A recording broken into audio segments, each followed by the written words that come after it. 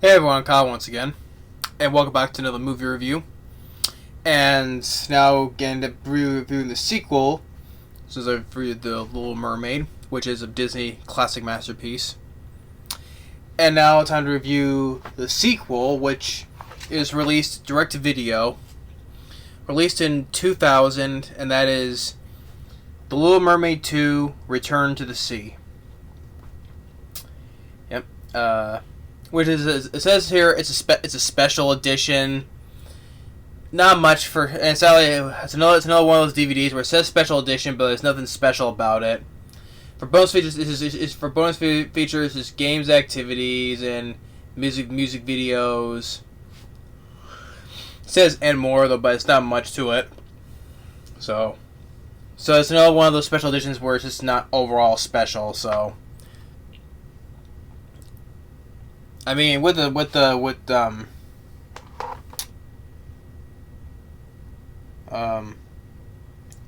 say about the other one though? But yeah. But The Little Mermaid 2, it was released direct to video in 2000, and it's like one of those from 2000, like for the start of the 2000s they do those direct to video Disney mid-wills or sequels like Tarzan 2 or Cinderella 2 and 3, Bambi 2, Mulan 2, Pocahontas 2, Hunchback of Notre Dame 2, Lady and the Tramp 2. So they did those little direct-to-video stuff like from the 2000s and onward. So, which most of the time they got mainly negative reviews. Oh, I forgot to mention Fox and the Hound 2 because I reviewed that one. Fox and the Hound 2. So, yeah.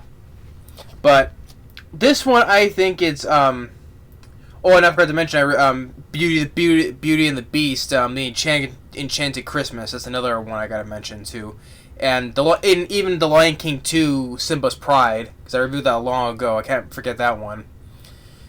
But this one, to me, is one of the better ones of the direct-to-video films, and including the ones that are the best of the direct-to-video ones. I would say is this film, and although I like Beauty and the Beast: Enchanted Christmas. But The Lion King 2: Simba's Pride, I think Lion King 2, this one, Little Mermaid 2, I think it's one of the better of the direct-to-video sequels. I like Mulan 2, but I had a couple nitpicks though. But I did like Mulan 2, but I don't think it was not as bad as people make it out to be though. Not as bad. Which of their other ones, I'm surprised they never made a sequel to like Dumbo 2 or Pinocchio 2 or even Snow White and the Seven Dwarfs. I'm surprised they never made sequels to those from back then. I mean, they did Cinderella 2 and 3, so I don't know why they didn't think about doing those. Probably because I don't know why. But getting to the but this one I hand, The Little Mermaid 2. I do like this one. I think, like I say, to me, the best ones is like this one and Lion King 2. And then also later in 2008, they came with a prequel, which I honestly don't care for. Ariel's beginning. That one I don't care for because it's a prequel, and prequels it leads up to all list of the events leading up to like the first film and the second film, so I didn't care about Ariel's beginning. But I think I prefer this. I just prefer watching this one. But anyway, The Little Mermaid 2. It opens up. It's sometime after the first film. Prince Eric and Ariel, they have a baby named Melanie, and sharing her with her father, King Triton, once again voiced by Kenneth Mars, and Ariel, once again voiced by Jodi Benson. Although what was it who voiced Eric? Crap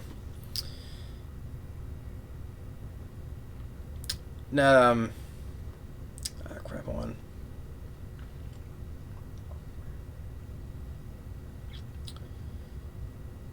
slow thing.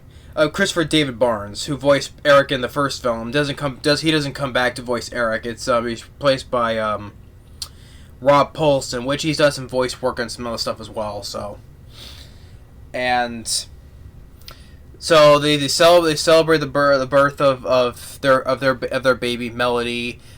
King Triton, once again voiced by Kenneth Mars. Even Buddy Hackett comes back as the voice Scuttle, the seagull, which is the last film he did before he passed away 3 years later in 2003. So this is the last film he did, Buddy Hackett. So even he comes back to voice Scuttle, and King Triton gives Melody a locket with her name on it, which visually shows Atlantica. You know, it's for like her mermaid heritage. But the celebration gets interrupted by Morgana, who is Ursula's sister, also voiced by Pat Carroll. Pat Carroll, who voiced Ursula in the first film, she also voices Morgana in this film. But she plays as Ursula's sister. So I was like, oh, Ursula would have loved to be here, until one little thing. Oh yeah, you all shish kebabbed her. So takes Melody and tells King Triton to give her his trident. But and she has two like manta rays, and her other her shark friend named Undertow, voiced by Clancy Brown, Mr. Krabs himself. And SpongeBob, Clancy Brown, which I enjoy as an actor. Besides playing Mr. Krabs, I like him in other films as well. But he's now been, over the years, he's been known to be playing Mr. Krabs. But yeah, he voices Undertow. And Triton Triton like turns Undertow into a small guppy like one, and chases and ultimately chase her. Morgana gets chased away, vowing to get revenge, etc. King Triton offers the soldiers to go after her until she's found, and Ariel, fearing about what Morgana would do next, so she gives the locket back to her father, and saying that Melanie must never know about her heritage, about the sea or mermaids or anything. So King Triton, he throws away the locket, although it's a nitpick though, but it's not that big deal of a nitpick, but still. But King Triton, he goes like a few feet off the shore and just drops it, the locket, right? I mean, if you didn't want her, because you think she will never go looking for it, because her heritage and all that, she likes the sea, because she likes swimming and all that stuff. You think that if she would eventually, years later, she would eventually find it. You think King Triton would throw the locket like further away from land, like more deeper in the ocean. Or even uses his, or maybe even he should have just took the locket back with him to Atlantica. So, either throw the locket much further away from shore, or just took it back with him to Atlantica, so that way she would never have found it. So, but that's his nitpicking it though. But I'm not harping on that much though. I'm just pointing out. So anyway, and it's years later, 12 years to be exact, because now Melanie is 12 years. She's 12 years old. It's her it's her birthday.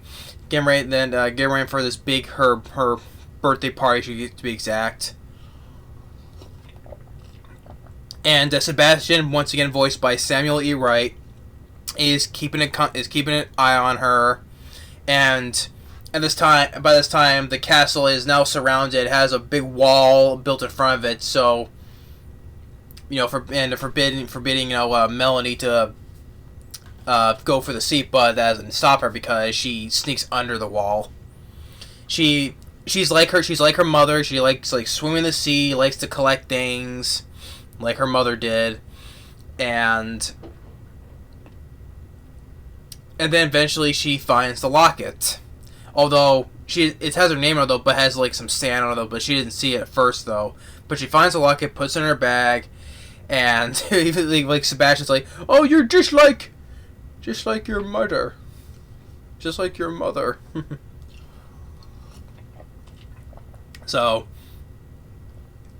and even Scuttle's there talking as well, and then she realizes that the party's going, so she hurries back.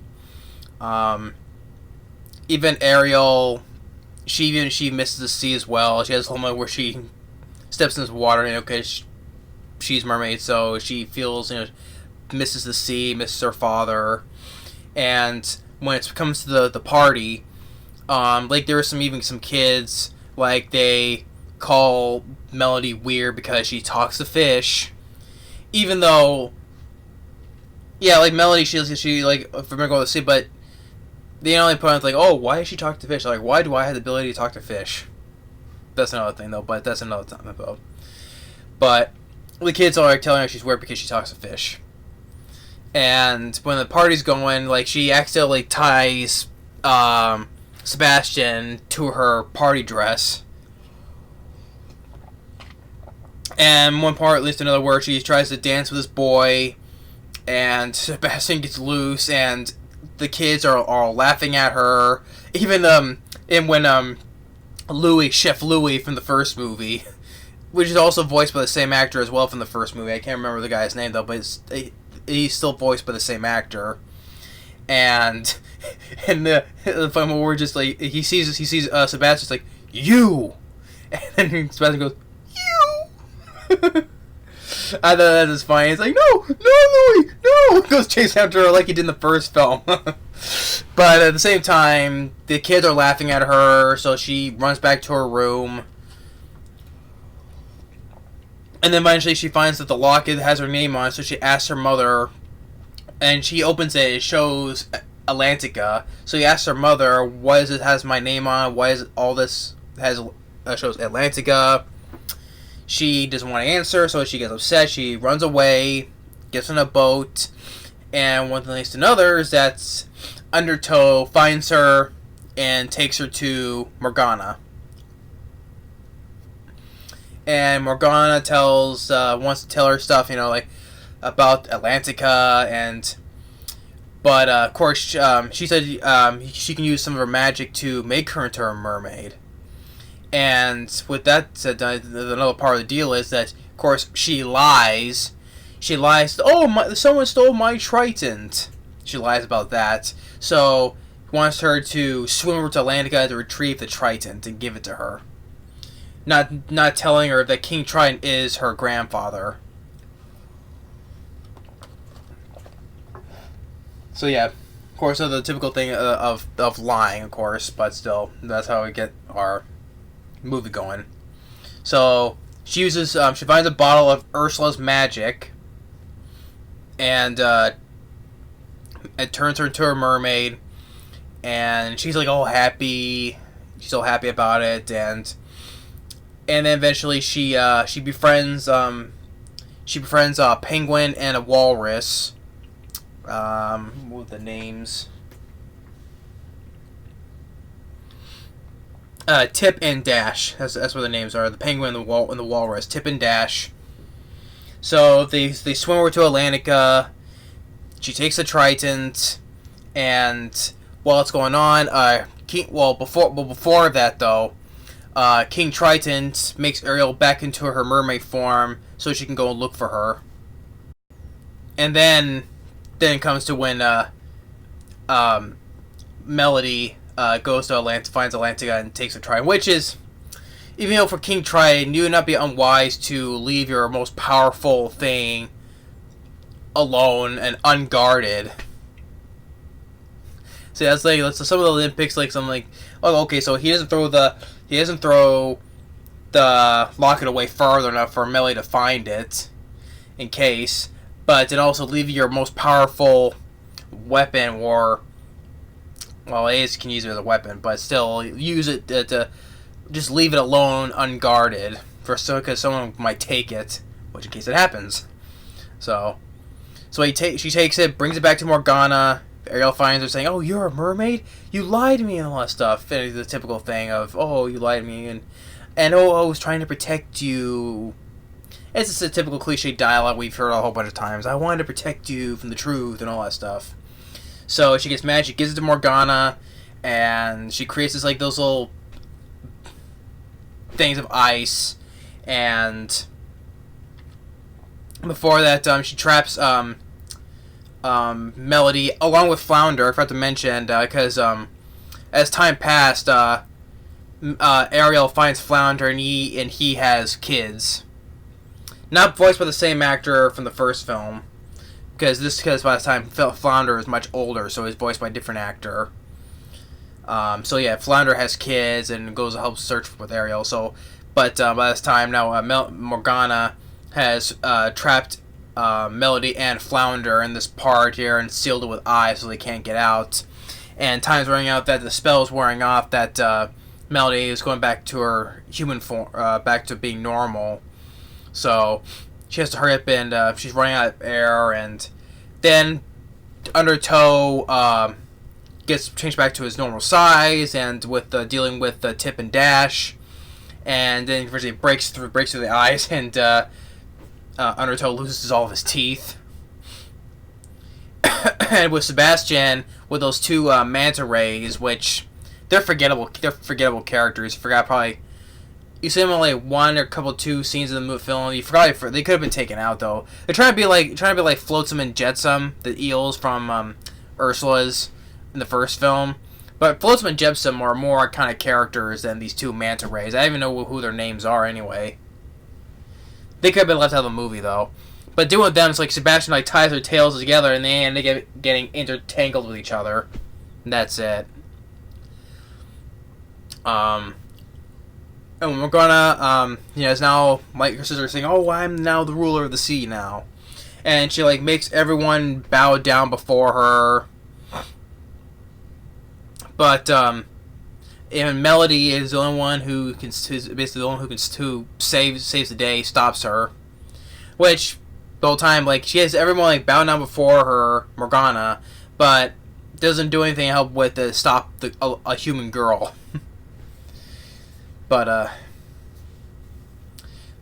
she gets the Triton, stabs one of her tentacles and gives it back to her grandfather, and Kenneth Mars saying, "You shall not harm my family anymore," and freezes her in ice. As she sinks down to the bottom, and she sinks to the bottom, and so the picture of her sister Ursula sinks down as well. So. And then, Melody saying that she's sorry for everything, and even Ariel saying saying that she's sorry for hiding it from her. So, but they eventually, apologize to her, saying they're happy once again, and then Melody uses the power of her grandfather's tried to take down the wall between the castle. So now that people and mermaid folk can live together in harmony. And it ends with them, that song with the singing, which I didn't mind that song they were singing at the end. Here on land and sea. Here on land and sea. I actually did not mind that song the way it was playing again. Here on the land and sea. Yeah. So. But yeah, so the Little Mermaid 2. Yeah, meet Ariel's daughter. I forgot to mention that one. Yeah, but Returns to the Sea. I enjoy the sequel. To me, it's when it came out direct to video, got a little negative reception. It has a 5.6 on IMDb. Has a 33% Rotten Tomatoes. I don't think it's not as bad as a 33% Rotten Tomatoes. To me, I think I'd give it a little more higher rating than 33%. But like I said, I would just disagree. I'd give much higher rating, even on IMDb. I don't think it's not as bad of a sequel. I don't. But I enjoy the sequel. The voice cast does a good job, like with Jodi Benson and once again voicing Ariel. Kenneth Mars is King Triton. Samuel E. Wright is Sebastian. Pat Carroll, who voices Morgana, even though she's like doing like the same, literally does the same voice like Ursula that she did for Ursula, but she did a good job as well. Buddy Hackett for the little stuff that he had, the voice of Scuttle for his last film, he was good. Clancy Brown, I enjoyed him as Mr. Krabs. He was fine as Undertow for what he had to work with. Rob Paulsen, who voices Eric. Cam Clarke, who voices Flounder. Even like Renee Audrey Jabor, can't pronounce the name. He even comes back and like I said, voices Chef Louis. And Tara Charendoff, can't pronounce her last name, who voices Melody. I thought she did good. I thought she did absolutely fine as Melody. Yeah, Tara Charendoff. Yeah, I thought she did fine voicing as Melody.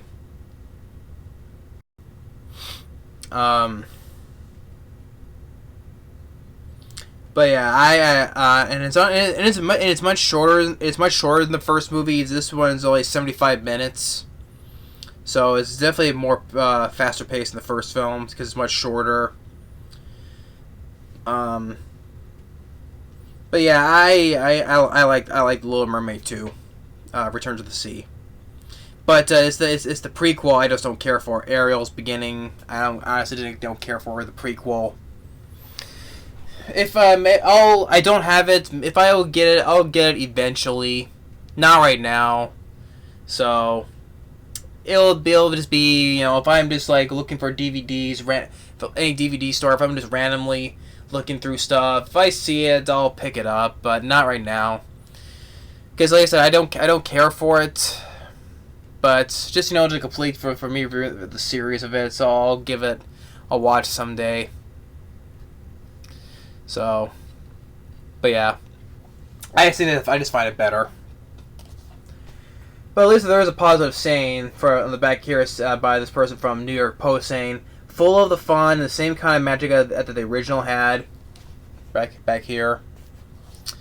Well, it's not gonna have the same heart and magic like the first film did. Not really, but on its own merit, you can say, in a way, I can see it. But comparing by the first film, no, though. But I would probably judge it on its own merit.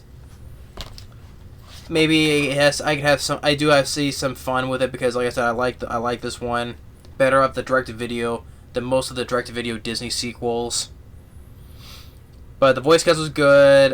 Pacing, the animation from released direct-to-video from 2000, I thought was fine as well.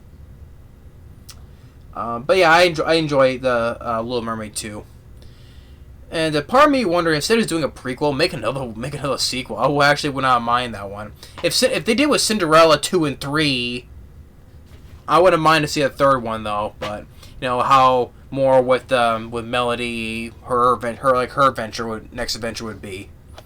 I'm just thinking out loud, but I know that's not happened though. But I can just only imagine. So yeah.